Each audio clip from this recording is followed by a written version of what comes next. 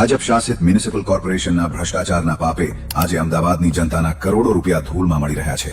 જે હાટકેશ્વર બ્રિજ ભ્રષ્ટાચારના પાયા પર ઉભો કરવામાં આવ્યો હતો, હવે તેને તોડવાનો 3.90 કરોડ રૂપિયાનો વધારાનો બોજ પણ સત્તાધીશોએ જનતાના માથે ઝીંકી દીધો છે।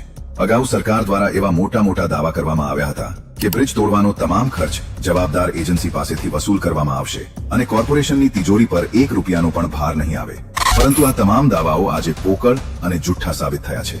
પોતાના માનીતાઓને બચાવવા માટે અત્યારે આ કરોડોનો ખર્ચ જનતાની પરસેવાની કમાણીમાંથી ચૂકવવાનું નક્કી કરી દેવાયું છે। વર્ષ 2015માં જ્યારે આ કામ સોંપવામાં આવ્યું ત્યારે અંદાજિત કિંમત કરતા 9.17% ઓછા ભાવે ટેન્ડર મંજૂર કરીને કઈ ગુણવત્તાની અપેક્ષા રાખવામાં આવી હતી। સસ્તાના નામે જનતાના 38 કરોડ રૂપિયા પાણીમાં નાખનાર તે સમયના જવાબદાર નેતાઓ અને અધિકારીઓ સામે પગલાં લેવામાં તંત્રને કેમ ડર લાગે છે? અધિકારીઓની મિલીભગત અને આ ભ્રષ્ટાચારની સજા ટેક્સ ભરતી જનતા ક્યાં સુધી ભોગવશે?